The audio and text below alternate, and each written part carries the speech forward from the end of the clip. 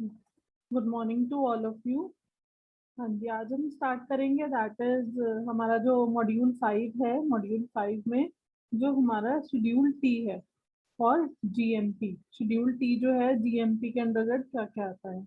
जो हमारा schedule T है वो हमारी जीएमपी रिक्वायरमेंट्स में शेड्यूल टी के अंदर हमारी आयुर्वेदिक, सिद्धा एंड यूनानी मेडिसिन आती है। ठीक है। जो हमारे जीएमपी है that is good manufacturing practices है, उसके अंतर्गत जो हमारा शेड्यूल टी है वो आता है। उसमें उसके अंतर्गत क्या क्या आता है, हमारे आयुर्वेदिक, सिद्धा एंड यूनानी मेडिसिन की। तो जो हमारे गुड मैन्युफैक्चरिंग प्रैक्टिसेस हैं वो पार्ट 1 और पार्ट 2 में उसमें मेंशन किए गए हैं। ठीक है, पार्ट 1 एंड पार्ट 2 में मेंशन किए गए हैं। तो उसमें क्या क्या आ रहा है हमारा पार्ट 1 एंड पार्ट 2 में, जो भी हम रॉ मटेरियल्स यूज कर रहे हैं अपनी मैन्युफैक्चर करने के लिए हर्बल ड्रग्स को, उनकी ऑथेंटिफिकेशन कैसे होनी चाहिए, उनकी क्वालिटी कैसे मेंटेन करके रखनी चाहिए और फ्री फ्रॉम कंटामिनेशन वो हमारा होना चाहिए।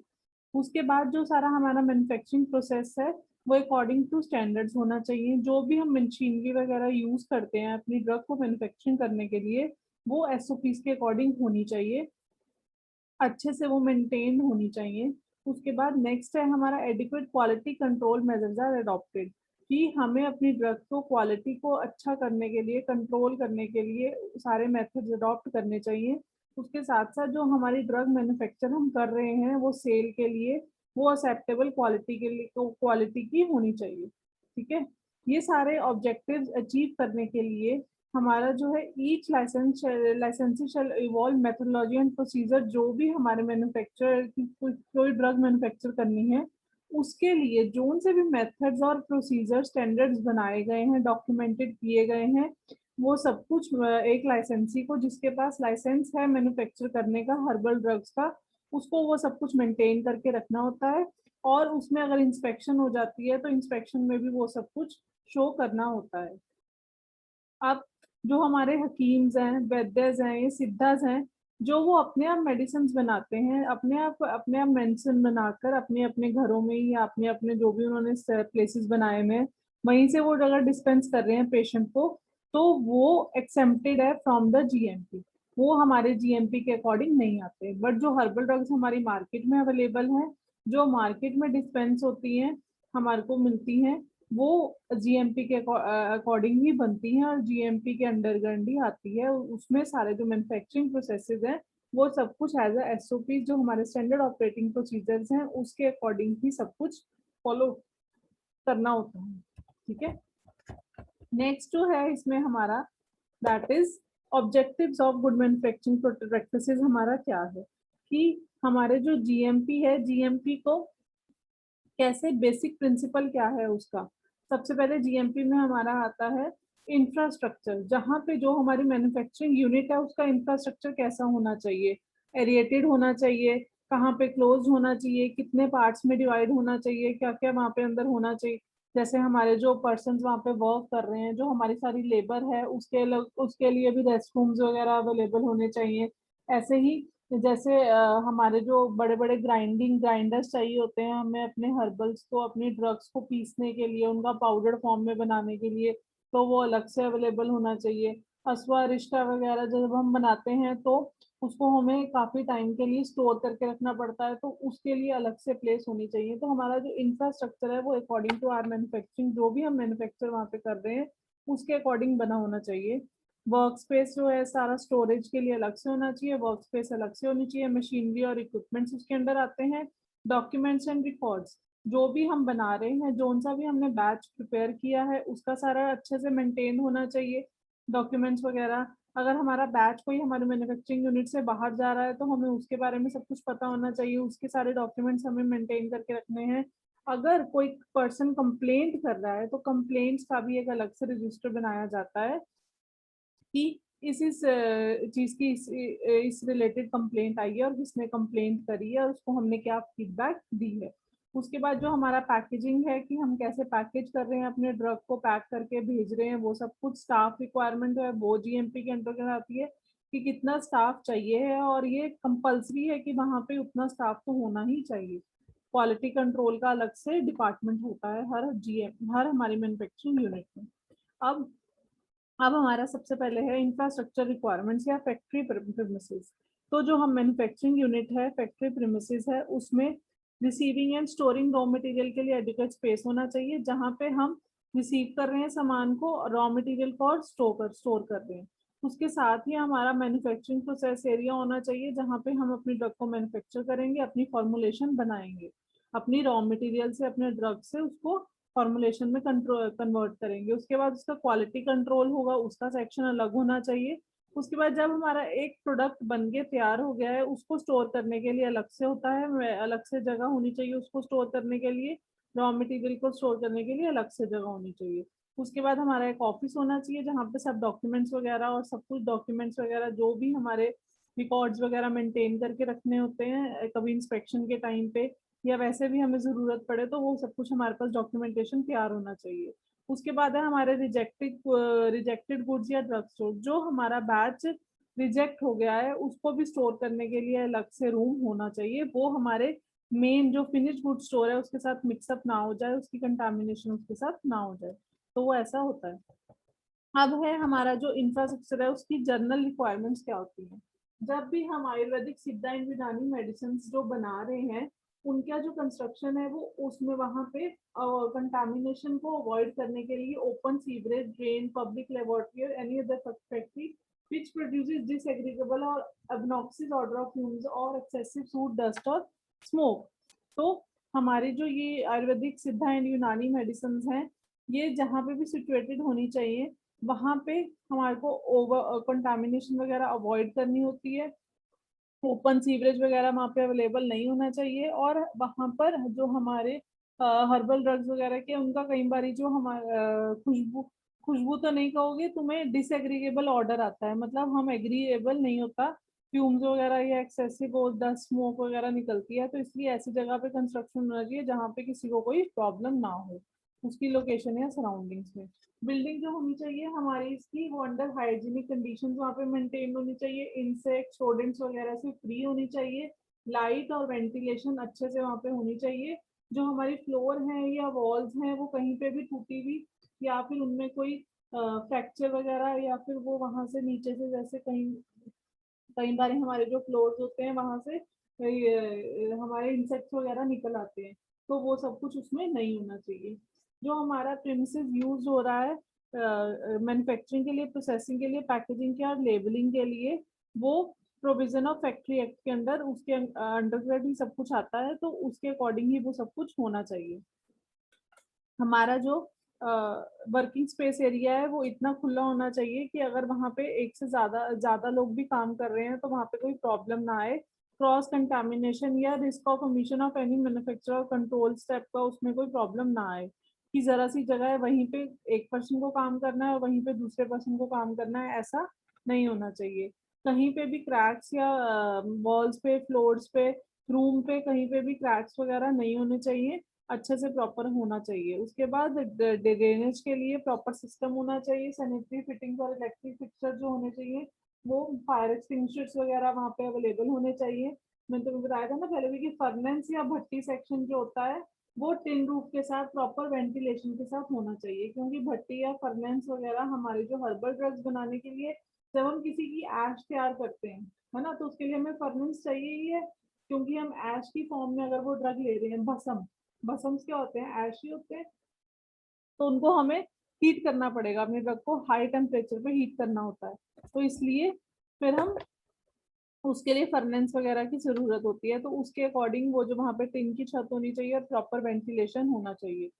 तो नेक्स्ट है हमारा ड्राइंग स्पेस, जहाँ पे हम अपने रॉ मटेरियल को ड्राई कर रहे हैं, चाहे बिफोर पैकेजिंग कर रहे हैं, चाहे बिफोर मैन्युफैक्चरिंग करने हैं, वो जो एरिया होना चाहिए वो साफ सुथरा होना चाहिए, वहाँ पे कंटामिनेशन होने के चांसेस बहुत कम होने चाहिए, और साथ के साथ फ्लाइज, इंसेक्ट, डस्ट वगैरह से वो फ्री होना चाहिए। उसके बाद है हमारा वाटर सप्लाई। जो हमारी मैन्युफैक्चरिंग यूनिट है, उसमें जो वाटर सप्लाई है वो अच्छे से मेंटेन होना चाहिए, कि जैसे हमारे प्रीमिसेस वगैरह को वॉश करने के लिए या हमारे जो मटेरियल्स वगैरह हैं उसके लिए भी, तो वो प्योर होना चाहिए और पोर्टेबल क्वालिटी का होना चाहिए। हमारी जो सारा वेस्ट है मैन्युफैक्चरिंग सेक्शन से, लेबोरेटरी से वेस्ट वाटर निकल रहा है या फिर रेजिड्यूज निकल रहे हैं, वो सब कुछ अच्छे से डिस्पोज ऑफ करना चाहिए, उसमें पॉल्यूशन कंट्रोल का मेंटेन करके रखना चाहिए कि उससे पॉल्यूशन ना हो हमारे मटेरियल से। उसके बाद जो सारे कंटेनर्स हैं, ग्लास बॉटल जैसे वायल्स एंड जार्स, ये सब कुछ है जिसमें हमारे सामान पड़ा हुआ है या उसके बाद हमने रखना है, तो उसकी प्रॉपर अच्छे से वॉशिंग होनी चाहिए, उसके बाद ड्राइंग क्लीनिंग होनी चाहिए, उसके बाद ड्राइंग होनी चाहिए हर स्टेप पे। नेक्स्ट है स्टोर्स। जो स्टोरेज होनी चाहिए उनकी प्रॉपर वेंटिलेशन, हमारे जो मैन्युफैक्चरिंग यूनिट के अंदर स्टोरेज अवेलेबल है, दो तरह के स्टोरेज अवेलेबल होंगे, एक तो फिनिश प्रोडक्ट रखने के लिए और एक रॉ मटेरियल रखने के लिए और एक पैकेजिंग मटेरियल रखने के लिए। वो सारे जो स्टोर्स हैं वो अलग अलग स्पेस उनकी प्रॉपर होनी चाहिए, कम कहीं भी ऐसा नहीं होना चाहिए कि रॉ मटेरियल के साथ ही हम फिनिश गुड मटेरियल्स रख रहे हैं। तो वो प्रॉपर स्टोर्स हमें मेंटेन करके रखने हैं। जो सारा हमारा रॉ मटेरियल है, जो हम मैन्युफैक्चरिंग, नेक्स्ट है रॉ मटेरियल। जो रॉ मटेरियल हम यूज कर रहे हैं किसी भी ड्रग को मैन्युफैक्चर करने के लिए, तो उनका आयुर्वेदिक, सिद्धा और यूनानी सिस्टम ही डिसाइड करता है कि कौन से टाइप के कंटेनर्स चाहिए हमें वो रॉ मटेरियल पैक करने के लिए, जिससे कि वो खराब ना हो जाए हमारे जो रॉ मटेरियल है। उसके बाद वहां पे जो हम, जहाँ पे हम रॉ मटेरियल स्टोर कर रहे हैं, वो माइक्रोबियल कंटेमिनेशन, रोडेट, इन्फेस्ट, इंसेक्ट्स वगैरह से, इन सब से बचा के रखना होता है। वहाँ पे इन्वायरमेंटल कंडीशन ऐसी होनी चाहिए जो कि इन सब से हमारे ड्रग को प्रिवेंट करके रख सके, और उसमें एक्टिव कॉन्स्टिट्यूएंट्स भी कम ना हो जाए या उसके एक्टिव कॉन्स्टिट्यूएंट्स खराब ना हो जाए हमारी ड्रग, इस चीज का भी हमें ध्यान रखना होता है। तो जो हमारे डिफरेंट रॉ मटेरियल्स हैं उनका हम डिफरेंट तरह से टेक केयर करते हैं, अपना जो हैंडल उनको करते हैं वो डिफरेंट डिफरेंट मेथड से करते हैं। ये सारे हमारे रॉ मटेरियल्स हैं जो डिफरेंट डिफरेंट टाइप से हमें मिलते हैं, जैसे कोई मेटालिक ओरिजिन से मिल रहा है, कोई मिनरल ओरिजिन से मिल रहा है, कोई एनिमल सोर्स है। जैसे मेटालिक क्या हो जाएगा, हमारा लोह भस्म, आयरन की जो भस्म होती है। उसके बाद हमारे क्या नाम, raw material from animal source, animal source से जैसे ये हमारा फैट्स वगैरह होते हैं भी हमारे ये एनिमल सोर्स से मिलते हैं। उसके बाद फ्रेश हर्ब्स का तुम्हें पता ही है, एक्सीपियंट्स वगैरह का, इन सब का हमें अलग अलग से उनको स्टोर करके रखना होता है अलग अलग स्टोरेज कंडीशंस के अंदर। जो हमारा ईच कंटेनर है रॉ मटेरियल का स्टोरेज के लिए, वो प्रॉपरली आइडेंटिफाई होना चाहिए कि जो रॉ मटेरियल के लिए कंटेनर है ये अंडर टेस्ट है और अप्रूव्ड है और रिजेक्टेड है, इनके ऊपर अच्छे से लेबल्स मेंटेन करके हमें रखने होते हैं।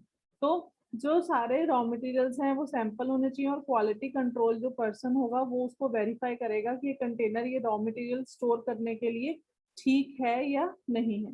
तो वो हमारा क्वालिटी कंट्रोल के अंदर पहले रॉ मटेरियल का कंटेनर जाएगा, उसके बाद हम उसको यूज करेंगे। ऐसे ही जो हमारे पैकेजिंग मटेरियल है जिसमें हम अपनी फॉर्मुलेशन को पैक कर रहे हैं, उसकी जो बॉटल्स, जार्स, कैप्सूल एक्सेट्रा है, इन सब की भी क्वालिटी कंट्रोल अच्छे से होना चाहिए। और all containers and closure shall be adequately clean and dried before packaging the product. सारे जो हमारे कंटेनर क्लोजर्स हैं वो हमें अच्छे से साफ करके रखना है, वॉश करके उनको ड्राई करके फिर ही हम उसमें अपना ड्रग जो है पैकेज करेंगे। फिर है हमारा नेक्स्ट है फिनिश गुड स्टोर्स। पहले हमारा कौन सा स्टोर था, पहले हमारा था रॉ मटेरियल का स्टोर, अब हमारा है फिनिश्ड गुड स्टोर। जो हमारा फिनिश्ड गुड स्टोर्स है वो प्रोडक्शन एरिया से जो प्रोडक्शन एरिया में जब हमारा फिनिश गुड बन जाता है, जब हमारी ड्रग बन जाती है, डोसेज फॉर्म बन जाती है, उसके बाद प्रॉपर पैकेजिंग के बाद हम फिनिश गुड स्टोर बनाते हैं। उसको क्वारंटाइन एरिया कहते हैं, वहाँ पे किसी का भी जाना अलाउड नहीं होता। उसके बाद जो वहाँ पे क्वालिटी कंट्रोल या एक्सपर्ट्स हैं वो पहले हमारे फिनिश गुड्स को चेक करते हैं, उसकी पैकेजिंग, लेबलिंग, सब कुछ जो है उसका क्वालिटी कंट्रोल डिपार्टमेंट अच्छे से चेक करता है। उसके बाद ही वो अप्रूव्ड फिनिश गुड स्टॉक के अंदर आता है। तो उसके बाद जब वो अप्रूव्ड फिनिश गुड स्टोर के अंदर आ जाएगा तो हम उसको डिस्पैच कर सकते हैं डिस्ट्रीब्यूशन के लिए, अपने होलसेलर्स को भेज सकते हैं, या अपने मैन्युफैक्चरिंग यूनिट से निकाल के अपने रिटेलर्स को डिस्ट्रीब्यूशन के लिए, डिस्ट्रीब्यूटर्स को हम भेज सकते हैं। उसके बाद है हमारा वर्किंग स्पेस। जो हमारा वर्किंग स्पेस है वो मैन्युफैक्चर और क्वालिटी कंट्रोल दोनों के लिए अलग अलग होना चाहिए और प्रॉपर से मेंटेन्ड होना चाहिए, एडिक्वेट स्पेस होना चाहिए। वहां पे कोई भी रिस्क नहीं हम ले सकते कि यहाँ पे कंटामिनेशन हो जाएगी या मिक्सिंग अप हो जाएगी। अगर हम दो अलग अलग फॉर्मुलेशंस बना रहे हैं तो उनका आपस में कुछ भी मिक्स हो जाएगा, तो वो सब कुछ हम वो वाला रिस्क नहीं करते, इसलिए हम प्रिवेंट करते हैं कि कोई भी पॉसिबिलिटी ना हो क्रॉस कंटेमिनेशन की एक ड्रग से दूसरी ड्रग पे। इसीलिए हम अपना जो वर्किंग स्पेस है हमारा ऐसा होना चाहिए कि अगर हम दो ड्रग्स की मैन्युफैक्चरिंग कर रहे हैं तो वो अलग अलग सब कुछ अच्छे से चले। उसके बाद है health, clothing, sanitation and hygiene of workers. जो हमारे सारे वर्कर्स वहाँ पे काम कर रहे हैं उनका जो प्रॉपर यूनिफॉर्म है वो मेंटेन करके रखनी चाहिए। प्रॉपर यूनिफॉर्म जो है उसके बाद वो क्लीन होने चाहिए, जो उनके क्लोथ्स वगैरह हैं। किसी भी पर्सन को अगर कोई प्रॉब्लम है, अगर कोई बीमार है, कुछ है, तो उसको हमें मैन्युफैक्चरिंग यूनिट में एंटर होने का अलाउ नहीं करना चाहिए। सैनिटेशन और हाइजीन वर्कर्स की जो है वो मेंटेन्ड होनी चाहिए। वहाँ पे अच्छे से लेबोरेटरीज वगैरह में देनी चाहिए, उनको रेस्ट रूम्स वगैरह देने चाहिए, जहाँ जिससे कि उनकी सैनिटेशन और हाइजीन वगैरह मेंटेन रह सके। चेंजिंग क्लोथ्स वगैरह करने के लिए भी उनके लिए प्रॉपर रूम्स वहाँ पे होने चाहिए। उसके बाद मेडिकल सर्विसेज, अगर किसी पर्सन को एम्प्लॉय को काम करते हुए वर्किंग टाइम में काम करते हुए कुछ भी प्रॉब्लम आ जाती है तो उनको उसी टाइम फर्स्ट एड मिलना चाहिए। और एक साल में एक बारी सबका जो सारे जितने भी एम्प्लॉयज हैं उन सबको अच्छे से चेक करवा, फिजिशियन बुला के एक बार दोबारा अच्छे से इन्फेक्शन वगैरह से वो फ्री हैं या कोई ऐसी प्रॉब्लम तो नहीं है, ये सब कुछ रिकॉर्ड्स वगैरह मेंटेन करके रखने होते हैं। हेल्थ चेकअप साल में एक बार करवाना इनका जरूरी होता है। नेक्स्ट है हमारा मशीनरी एंड इक्विपमेंट। जो हमारा मशीनरी हम यूज कर रहे हैं या जो हम इक्विपमेंट्स यूज कर रहे हैं उसकी मेंटेनिंग भी बहुत ज्यादा इम्पोर्टेंट है। उसको अच्छे से क्लीन करके हमें फिर ही छोड़ना होता है। ऐसे अगर कोई मैन्युफैक्चरिंग किसी चीज की कर रहा है, कोई मशीनरी या इक्विपमेंट यूज कर रहा है, तो पहले तो वहाँ पे रजिस्टर्स वगैरह मेंटेन्ड होते हैं जिसमें मेंशन करना होता है कि इस पर्सन ने इस मशीनरी को यूज किया है फॉर दिस पर्पस, और उसको डेट वगैरह टाइम वगैरह सब कुछ मेंशन करना होता है। तो ये सब कुछ मेंटेन करने के बाद जो हमारी मशीन्स हैं जो कि मैन्युफैक्चर जैसे crushing, grinding, powdering, boiling, mashing, burning, roasting, ये सब कुछ होता है, इन सब के लिए यूज कर रहे हैं। तो वहाँ पे जो हमारे पर्सन्स हैं वो इन सब जिसमें उनका हाथ सबसे अच्छा है, मतलब कि वो काम बिल्कुल परफेक्टली कर सकते हैं, उसके जो स्पेशलिस्ट हैं उन्हीं से हमें वो काम करवाना चाहिए मैन्युफैक्चरिंग यूनिट में। ठीक है।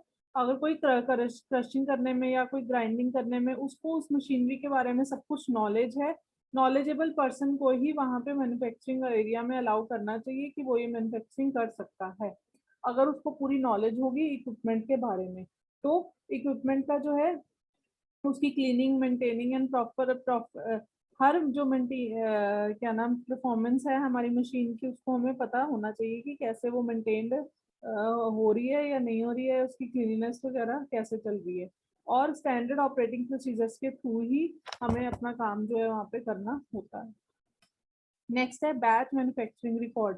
बैच मैन्युफैक्चरिंग रिकॉर्ड क्या है कि उसने जो लाइसेंसी है उसको जितने भी उसने बैच बनाए हैं आयुर्वेदिक, सिद्ध एंड यूनानी ड्रग्स के, उसका प्रॉपर एक रिकॉर्ड रखना होता है अपने रजिस्टर्स में या जहाँ पे भी वो कंप्यूटर्स वगैरह में, सारा का सारा बैच का, कि ये रॉ मटेरियल लिया था, कितनी क्वांटिटी हमारे स्टोर में आई थी, उसके क्या करेक्टर्स थे, कैसा रॉ मटेरियल था, टेस्ट, कलर, फिजिकल, मतलब उसकी सारी एवेल्युएशन हुई थी, उसके केमिकल टेस्ट जो जरूरी है वो सब कुछ। उसके बाद हमारी जब ड्रग बन गई है तो उसका सब कुछ मेंटेन हमें करना होता है। ठीक है। जो क्वालिटी कंट्रोल पर्सनल होगा वो उस सारे को फिनिश प्रोडक्ट तक, जब तक हमारा ड्रग बना है रॉ मटेरियल से लेके वो सारे का सारा वो देखेगा कि इस बैच में ये ड्रग यहाँ से आई थी, ये ड्रग ऐसे यूज होके ये फिनिश प्रोडक्ट उसका बना है, ये सारे का सारा क्वालिटी कंट्रोल पर्सनल खुद जाके चेक करेगा, खुद पर्सनल चेक करेंगे और नीचे उनके साइन होंगे सारे रिकॉर्ड्स पे कि हाँ जी ये ऐसे ऐसे ड्रग बनी थी। उसके बाद details of transfer of manufacture drug to the finish product store include date, quantity, कि कितनी ड्रग हमारी जो है, कितनी जो हमारी डोसेज फॉर्म्स है वो पहुंची है वहां तक,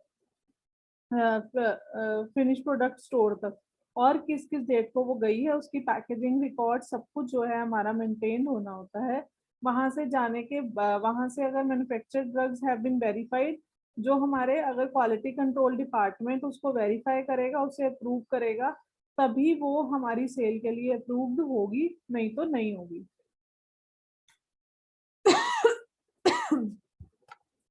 उसके बाद है हमारे डिस्ट्रीब्यूशन रिकॉर्ड, कि हमारे डिस्ट्रीब्यूशन रिकॉर्ड भी अच्छे से मेंटेन होने चाहिए, कि अगर हमने एक बैच ऑफ ड्रग कोई भी बनाया है, वो बैच हमने कहाँ कहाँ कौन कौन से डिस्ट्रीब्यूटर को या कौन कौन से होलसेलर्स को भेजा है, वो सब कुछ हमें रिकॉर्ड जो है मेंटेन करके रखने होते हैं जब तक हमारा जो पूरे का पूरा स्टॉक है वो खत्म नहीं हो जाता। Next is record of market complaints. Record of market complaints में क्या आएगा कि जो हमारे अगर कोई कंप्लेंट आई है, हमने कोई मैन्युफैक्चरिंग कराई है किसी चीज की, किसी प्रोडक्ट की, तो अगर उसकी कोई कंप्लेंट आई है उस मैन्युफैक्चरिंग यूनिट में, उस बैच में, किसी पर्टिकुलर बैच में अगर कोई कंप्लेंट आती है तो एक कंप्लेंट रजिस्टर बनाया जाता है। और उसके बाद अगर वो उसमें कोई रिकॉर्ड में अगर उसके बाद उसको फीडबैक भी देनी जरूरी होती है, ठीक है। उस मैन्युफैक्चरिंग कंपनी को, लाइसेंसी को, उसकी फीडबैक भी देनी जरूरी होती है कि ये प्रॉब्लम आई है और इस कारण से हमने उसका ये फीडबैक दिया है, हमने उसका ये रिस्पॉन्स दिया है। अगर 6 मंथ्स में मैन्युफैक्चर को सबमिट करना होता है कि क्या क्या complaint to the licensing authority, जिसने भी वो उसको लाइसेंस दिया है, उसको अपनी जोन सी भी कंप्लेंट होती है उसका जो रिकॉर्ड्स है वो देने हुए सबमिट करने होते हैं। और रजिस्टर भी अवेलेबल होना चाहिए जब इंस्पेक्शन वगैरह होती है प्रेमिसेस के अंदर ही, कि ये रिकॉर्ड आई थी मार्केट से इस प्रोडक्ट के बारे में और उसका बैच नंबर क्या था, उसमें क्या क्या हमने रॉ मटेरियल्स वगैरह सब कुछ जो है एक सेपरेट रजिस्टर हमारा जो है मेंटेन होता है। ये सब कुछ रिकॉर्ड ऑफ मार्केट कंप्लेंट्स जो है हमारी, इसका एक रजिस्टर अलग से मेंटेन करके और एक अलग से रजिस्टर मेंटेन होता है जिसमें हमारी फीडबैक आती है कि हमने ये मार्केट कंप्लेंट आई थी और हमने उसका फीडबैक क्या दिया है। लास्ट जो है दैट इज हमारा क्वालिटी कंट्रोल। क्वालिटी कंट्रोल जो हमारा डिपार्टमेंट है उसकी अलग से प्रीमिसेस होनी चाहिए और through government approve testing laboratory से वो उसका क्वालिटी कंट्रोल चेक करा सकते हैं किसी भी ड्रग का, रॉ मटेरियल से लेके फिनिश प्रोडक्ट तक। ये सब कुछ जो है क्वालिटी कंट्रोल उसका होना चाहिए। उसकी जो क्वालिटी है हर टाइम चेक करवानी जरूरी होती है। तो हमारा जो क्वालिटी कंट्रोल सेक्शन है उसका एरिया कितना होना चाहिए, 150 स्क्वायर फीट एरिया मेंटेन होना चाहिए क्वालिटी कंट्रोल सेक्शंस का। वहाँ पे रॉ ड्रग्स के आइडेंटिफिकेशन या फिर रेफरेंस बुक हमारी जो है, रेफरेंस सैंपल्स, ये सब कुछ मेंटेन करके रखने होते हैं। उसके बाद जोन सी भी ड्रग्स की मैन्युफैक्चरिंग हो रही है वो, और जोन सी भी ड्रग की मैन्युफैक्चरिंग हो चुकी है और उसमें क्वालिटी कंट्रोल ने अप्रूवल दिया था या नहीं दिया था, वो सब कुछ मेंटेन होना चाहिए। फिर हमारे जो फिनिश प्रोडक्ट है उसके सैंपल्स वहाँ पे अवेलेबल होने चाहिए कि इस बैच का ये सैंपल हुआ था टिल द एक्सपायरी डेट। जब तक उसकी ड्रग की एक्सपायरी डेट नहीं होती तब तक वहाँ पे एक या कुछ अमाउंट ऑफ सैंपल अवेलेबल होना चाहिए जो हमारा फिनिश प्रोडक्ट हुआ है। उसके बाद पैकेजिंग वगैरह के भी वहाँ पे अवेलेबल होने चाहिए, जो भी पैकेजिंग जिसमें हमने फिनिश प्रोडक्ट्स की करते हैं उसके सैंपल्स भी वहाँ पे अवेलेबल होना चाहिए। और कौन से मेथड के थ्रू ये ड्रग मैन्युफैक्चरिंग हो रही है, दैट इज भवना, मर्दना एंड पुदा। जैसे ये रिकॉर्ड्स हैं सारे जो प्रोसेस कैसे कैसे मैन्युफैक्चर हो रहे हैं और किस डेट पे यहाँ से बाहर निकला था हमारा जो फिनिश प्रोडक्ट है, वो सब कुछ मेंटेन होना चाहिए। वहाँ पे अवेलेबल होने चाहिए हमारे फार्माकोपियाज ऑफ आयुर्वेदा, सिद्धा एंड यूनानी सिस्टम, जो कि गवर्नमेंट ऑफ इंडिया पब्लिश करती है कंपाइल्ड विद। वहाँ पे सब कुछ अवेलेबल होना चाहिए जो फार्माकोपियाज या फिर हर्बल फार्माकोपियाज भी, जिसमें सारे स्टैंडर्ड्स गिवन होते हैं कि इस ड्रग का क्या क्या स्टैंडर्ड है।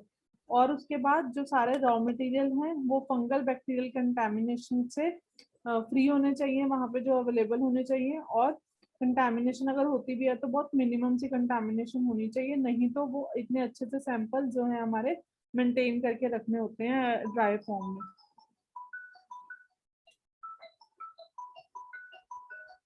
तो this we finished with your quality control. अब जो नेक्स्ट है हमारा वो स्टेराइल प्रोडक्ट्स के लिए, वो हम नेक्स्ट क्लास में करेंगे। Thank you to all of you. If you have any doubts then you can ask me.